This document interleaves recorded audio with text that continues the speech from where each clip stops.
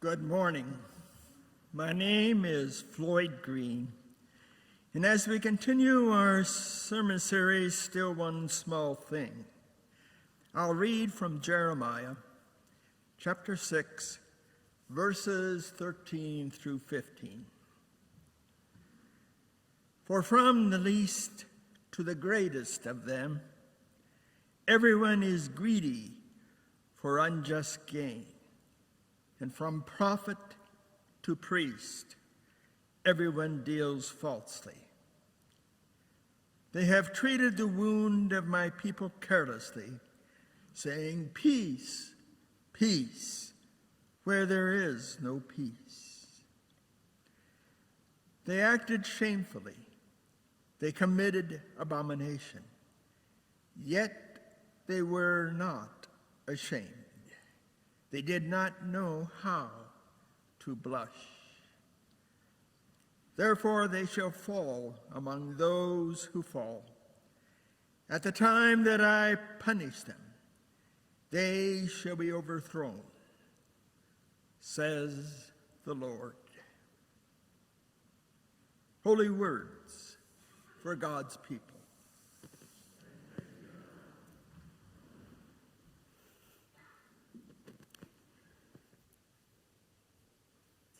This morning for the sermon, we're going to hear from Reverend Jasper Peters.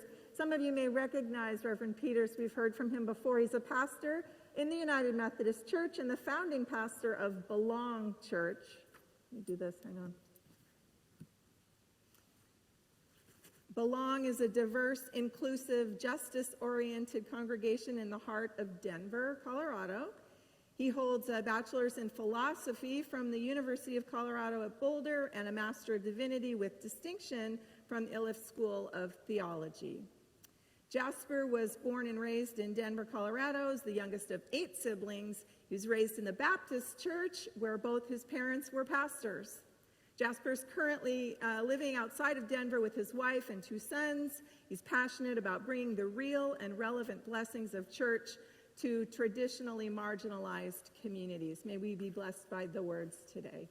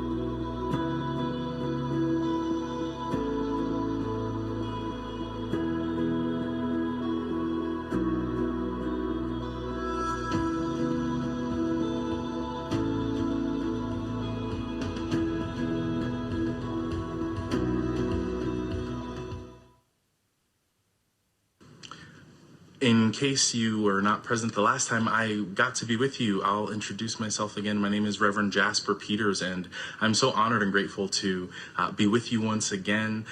Continue to be grateful for my good friend and colleague, Reverend Joe Kim, and I offer you greetings from Belong United Methodist Church, a church plant here in Denver, Colorado. Right now I'm in my home just outside of Denver, and I'm grateful to be with you, both participating in this series, this one small thing, trying to understand how we ground our faith, right? And also reflecting on this season of Juneteenth, of the tension that we find in how it is that we go about the work of remembering, of recalling, of reconciling with the past. In this moment, what I would offer up to you is if there is one small thing that we might do, especially when it comes to the fullness of the history of trauma, of overcoming, of celebration, but also the deep work of civil rights in our country. which is what so much of Juneteenth is wrapped up in and around. If there is one small thing we can do around Juneteenth, it is to tell the truth. To refrain from speaking words of peace when there is no peace. Every few months, I somehow fall down a particular rabbit trail of ancestry and genealogy research, trying to understand the really complex threads of who we are, who we come from, where we come from. And being a person of African descent in this country, that is a particularly daunting set of work. Sometimes it's exhilarating because you happen upon this one little fact or this one photo or this one connection to a little graveyard where you know that you could go and touch the same ground that your ancestors touched. And there's something really powerful about that reality. But in the course of doing this research recently, I hit a dead end, which is always painful, and many of them are similar to this one. I hit the dead end of the 1860 slave census. There were two different census mechanisms in our country up through 1860. There were one for free folks and one for those who were enslaved. I'd like you to guess which one has names. You probably don't have to think that hard to understand that on a slave census, it was very interesting. It was the first time that I'd actually seen one. It showed the name of the proprietor, the owner, the master. And then it said male 55, female 53, male 35, female 24, on down the list. So you perhaps knew the sex of this person who was enslaved, but never any understanding of their name, of their identity, who they came from, who they gave birth to, where the lineage goes. For me, it dead ends in the name of someone who may or may not be my actual blood relative. But I got curious, and so I went to look up this person, this proprietor, this owner, this master, on his own, not as a function of trying to find my own ancestry, and I discovered something interesting. I was able to find him and find tales of his lineage 7 generations back, going even forward, seeing the lives of his children. And not a single ounce of the story that was told in this bit of genealogy research would have ever told anyone that this man owned other human beings. See, that slave census, it was attached to my tree, but not to his actual tree. There's this acknowledgement that even though his life and his work and his livelihood and his economic stability and any of that he might have passed on, all of that is real and wrapped up in his life. But there's a piece of the story that's hidden from his progeny. They don't get to know the difficult part of the story. I would submit to you that if there is a thing that we can do to honor the reality of Juneteenth, it is essentially to tell the truth. Truth delayed is justice denied, right? Like when we fail to tell the truth about something, we fail to actually make meaningful progress or to honor where we've come from. June is Pride Month, and we can celebrate pride, and we should remember, but do we remember that pride started as a riot? That Marsha P. Johnson threw a brick at police officers who'd been harassing LGBTQ people in bars that had become safe havens. Pride started as a riot, and now it's branding at Target. Now, it's so much more than that, but there's something that feels discordant when we see the branding, but we forget about the root of it. We forget where it comes from. When we have a celebration in the present that forgets about the past. And Juneteenth for our whole country is an indictment of the past.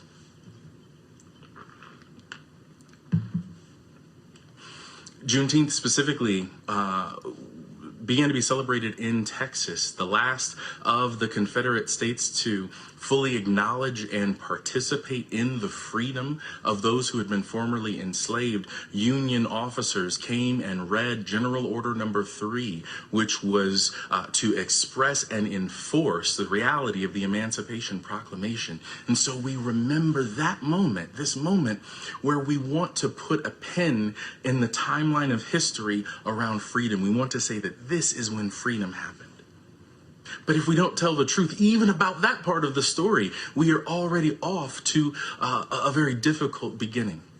In reality, the Emancipation Proclamation had been passed 2 years earlier. It took 2 years just for the word and the power to enforce that word came all the way across the country as it existed in that time and brought freedom with it. But we want to put a pin in this moment and say this is when freedom occurred. But we don't necessarily acknowledge that so many of those who had been enslaved, even upon gaining their freedom, they weren't given economic resources in order to try to better themselves, to try to set something up for themselves. Many returned to low paid, underpaid wages in the same places where they had just come from.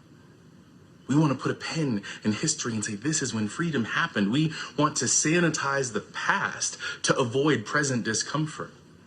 Because if we acknowledge that the past never stopped being the present, that there are pieces of today that rest upon the foundation of yesterday and the day before it in that way, when we sanitize the past to avoid our present discomfort, we offer an empty prophetic witness if we don't find a way to tell the truth about the past. In our scripture this morning, I identify so much with the prophet Jeremiah. There are many prophets that we find in our scriptures in the Hebrew Bible. Jeremiah is unique among them because he is not only offering a prophetic witness, but he's also offering his own broken heart. He's not going to pretend that he isn't broken up about what's happening. He sees the brokenness in his neighbors and in the communal structure, in the fabric of their community, and it grieves him. He knows what's about to happen. He understands that he's living in a state that is dying and falling apart. He sees it, but he can't fix it. He understands, perhaps better than anyone else, what he's in the middle of. And even though he cannot find a solution, he cannot, with his preaching, with his dreaming, with his prophesying, he can't fix it. But he makes a commitment to tell the truth, to tell the exact truth about where they have been, where they are right now, and where he prays that God will meet them in the future. He talks about the brokenness of the past and the battles that they had fought and lost, and recognizing that these battles were going to get worse and they were going to lose more if they didn't start to pay attention and tell the truth.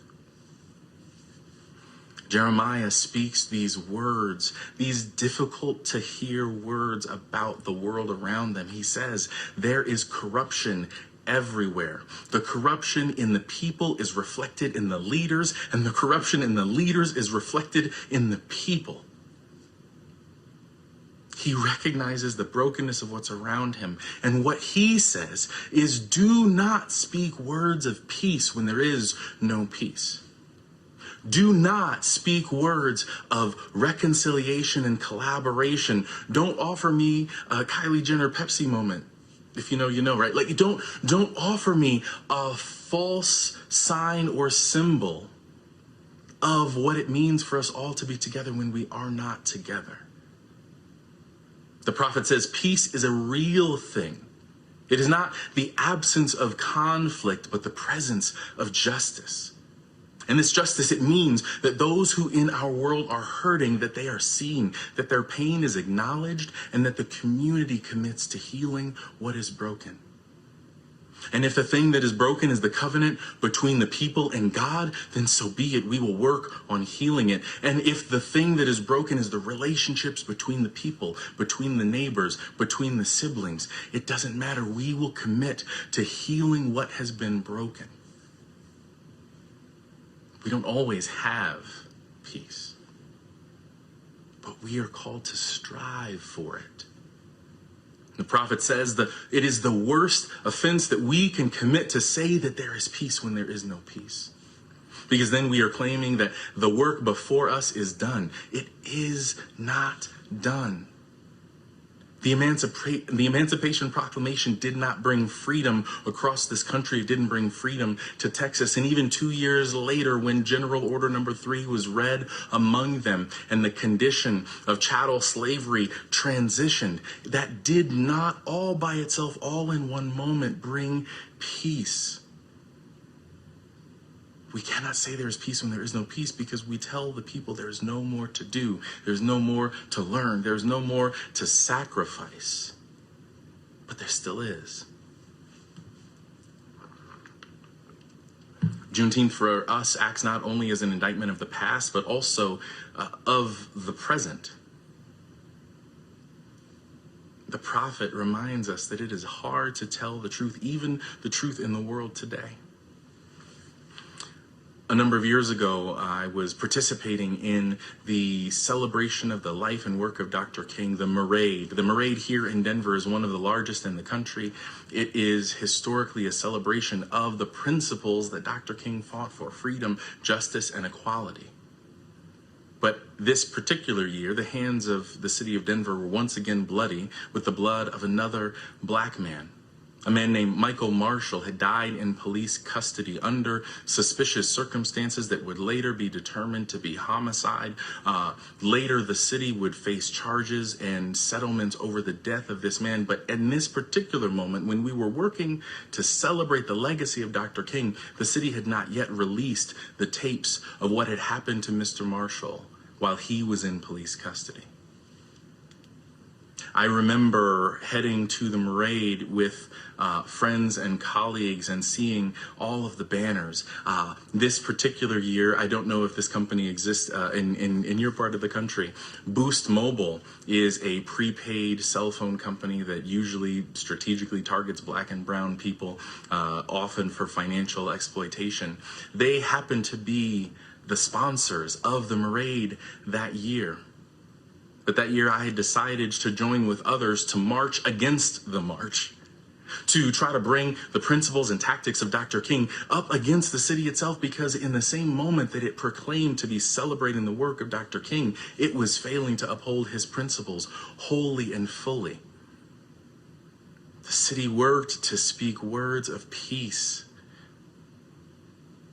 And we cannot speak words of peace with integrity when there is no peace. If people don't trust us to tell the truth about today, why would they want us to dream about tomorrow? I remember the speakers standing up, the dignitaries. I remember the person on behalf of Boost Mobile standing up and saying, "We are here to boost your dreams." And I remember feeling nauseous. But I remember that speaking his name, Michael Marshall, that chanting and interrupting and redirecting energy and attention was the only thing we could do in that moment. We couldn't bring him back to life. We couldn't force the city to do what was right, but we could tell the truth about there being something wrong. Juneteenth is an indictment of the past. It's an indictment of the present, but it is also a prayer, my friends, for the future. And I know we want to ask, well, when do we get to celebrate? If we can't celebrate now because there's still brokenness and there's still the impacts of slavery, of segregation, of redlining, of Jim Crow, of all these things among us, when do we get to the point where we can celebrate? Does it always have to be depressing and navel-gazing? Can we ever move beyond the mourning? I would offer up to you that when we tell the truth about the freedom to which we are called and the freedom that we do not yet have, that when we tell that truth, it will bring with it a joy. We have to dream and prophesy about the fullness of our joy, about the fullness of what peace may be. But that joy is a future hope, and we can only have what we work for and what we build and what we create with God. We can't have it just because we want it. We can't have it just because we've been hungry and thirsty for it for a long time. We have it because we build for it. As they say, weeping may endure for the night, but joy comes in the morning. And as I prepare to close, I want to just share a quick story of weeping and mourning with you. We know that we have been in what feels like a torrent of national tragedy after national tragedy. There was this short period of time after the shooting in Buffalo, when that happened on a Saturday and my sermon for Sunday was set, it caused me, like so many other preachers, to have to reassess and pull back together and think and dream again about what God might invite us to say in that moment. But I pulled it together and I offered what I could as a pastor. And then on Sunday afternoon, I got a call from my bishop, which this time of year can be anxiety provoking, but in that moment I knew why she was calling. She was calling to be my pastor. She was calling to check in on me, to see how I was. And when she asked how I was, I finally felt room and found the space to be honest that I wasn't okay and things weren't okay, and how much all of this was disturbing and heartbreaking. I didn't need my bishop to make the world a different place with the wave of her hand.